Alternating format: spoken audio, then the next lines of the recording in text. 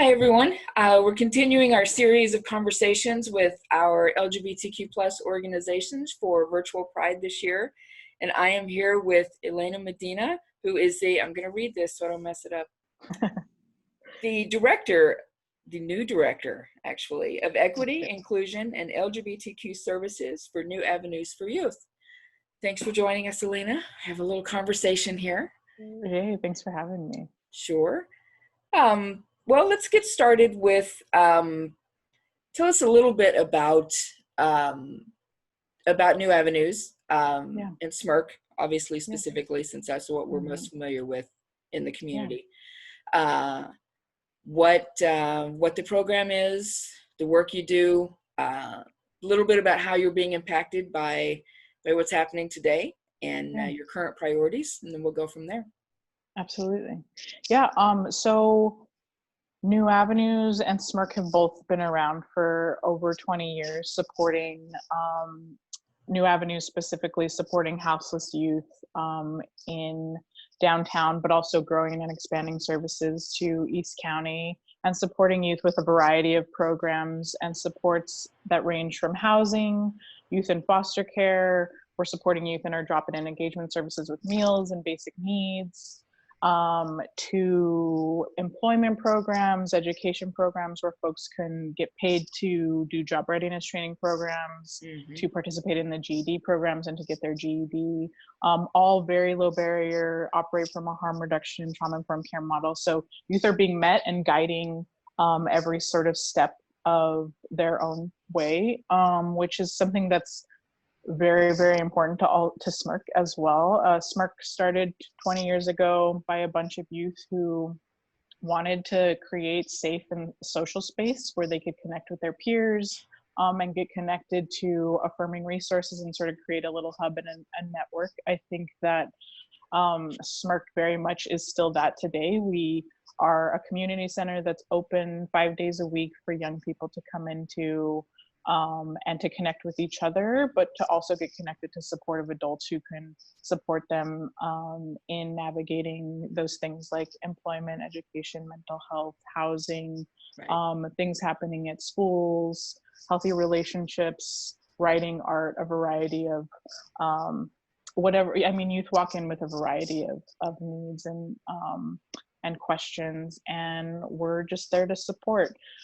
Since COVID, the shift to our community center open hours has obviously shifted. We are currently supporting youth around basic needs and social connection specifically. So we are right now open on Tuesdays, and youth can make an appointment and come in and pick up a big, gigantic food box full of lots of yum, delicious, fresh, healthy, and also fun food. I think that's the feedback I've gotten on our food boxes. There's lots of fun stuff in there.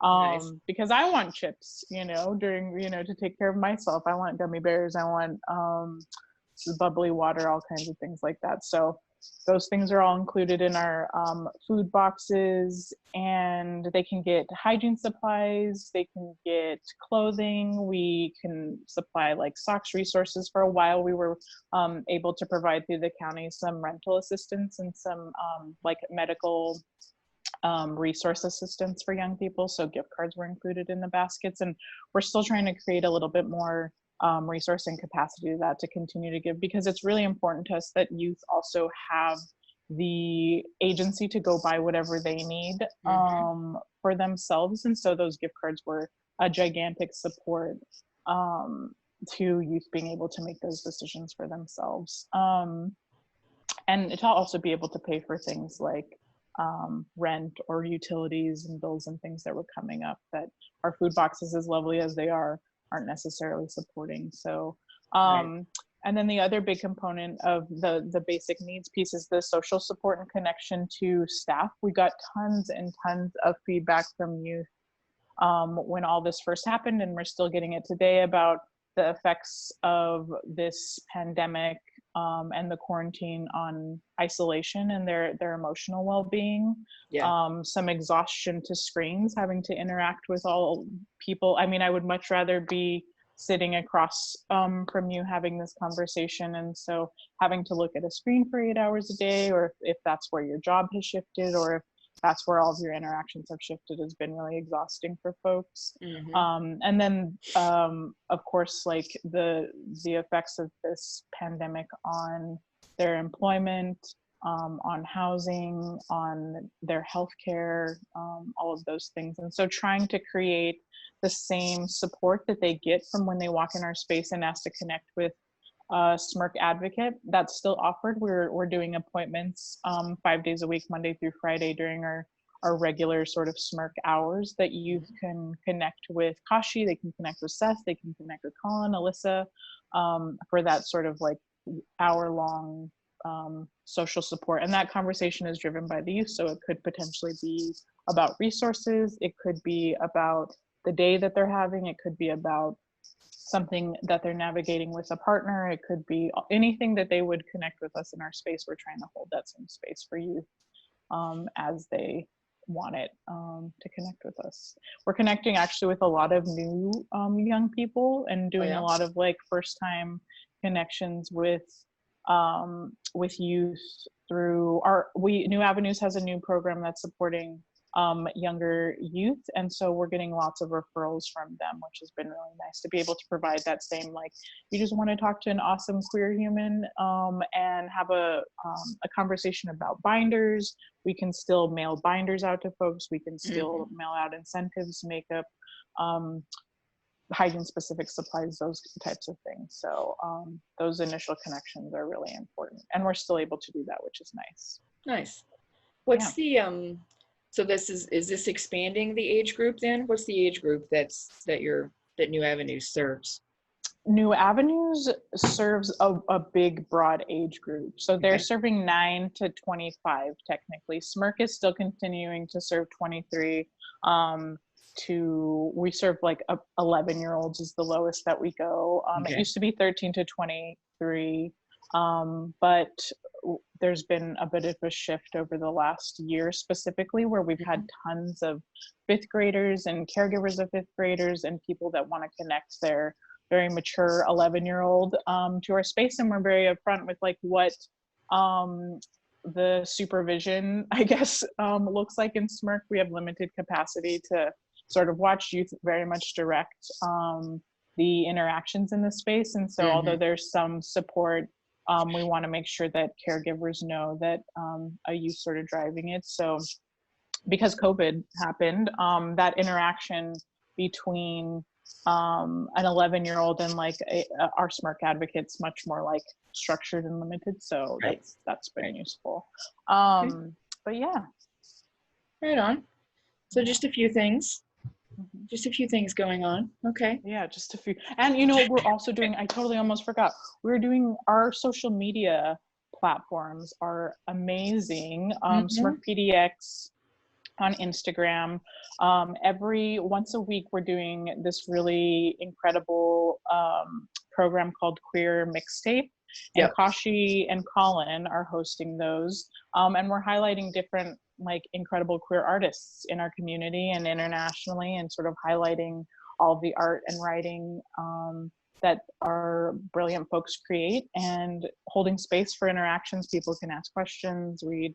But we're hoping that in the future that becomes a platform where youth can also engage and host queer mixtapes, we're going to roll out a really awesome sort of podcast radio hour called Queer Femme Radio Hour, which will be lovely. Nice. So folks can record any sort of talk, interview, and share that. And youth can sort of on demand is what it'll sort of look like. They can engage it at any time. It doesn't necessarily have to just be like log on to our Instagram live at this time, but folks will be able to access that at any time through that sounds exciting. Yeah. So that'll be great. Very and that'll cool. hopefully get rolled out sometime next week. Oh, okay. So it's coming up. Yeah. Right on. Right on. Yeah. So if someone wants to, you know, obviously COVID makes things a little bit different, but in general, someone wants to get involved, someone wants to support, someone wants to donate. Yeah. All down the list. What's the best way for them to do that? Yeah, so SMYRC is also going to host some really incredible. We wanted Pride to happen for our young folks in a variety of ways and make it special for folks the way it always feels special for people, even though this is going on. And so SMYRC has some really awesome activities planned for young people to get involved in, from art projects to like social media engagement. And then we are also going to develop these awesome care packages for young people that are therapeutic, that are fun, that have some like safety supplies, some hygiene supplies in them. And we're going to be making deliveries to different program spaces and different folks who request one, basically. And so any support with items from those like would be really helpful. Those gift cards that I mentioned, Right. Giving youth any sort of like agency to buy whatever they need and to not have like a gatekeeper of an adult is our favorite thing. And so $10 gift cards to grocery stores, to Target, are always super, super helpful.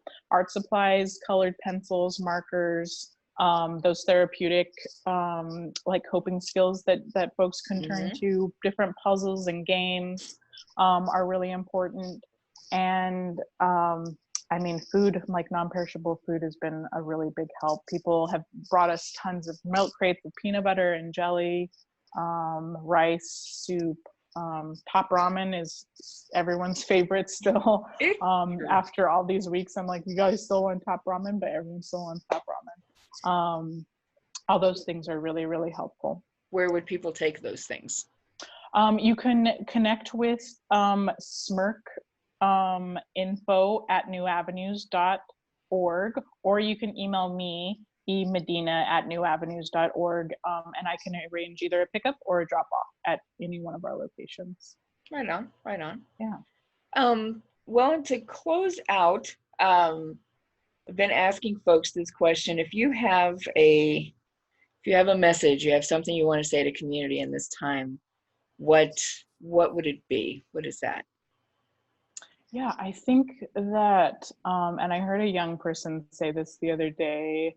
They said they've heard a lot about people like asking how they're doing, and lots of times people have a really hard time answering that question, and so people stop asking those people that question because they didn't get an answer that they wanted, or they felt shut down.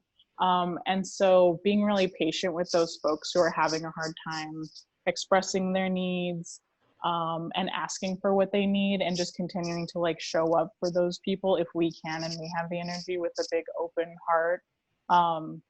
They worded it really well. It was something like about don't confuse a hard shell for someone who has a soft heart. It was something, it was beautiful, whatever it was, but basically just continue to take care of each other and ask folks what they need, because sometimes it's really hard to verbalize, it's hard to ask that. And so continuing to connect with people around us, folks in our community, young people, older people, and making sure folks are doing okay and offering different things, I think goes a long way, because people feel seen, and that's really important during these times. Yeah, it is. Yeah. Well, I really appreciate your time and appreciate you sharing the story and what's happening. And most of all, the work that you're doing is just amazing. It's SMYRC has been around for a really long time, and it's never been as stable and impactful as it is right now. So I want to appreciate you as another community member. So thank you. Thank you so much. And same, all that energy back to you. Thank you so much. Thank you very much. All right. Thank you.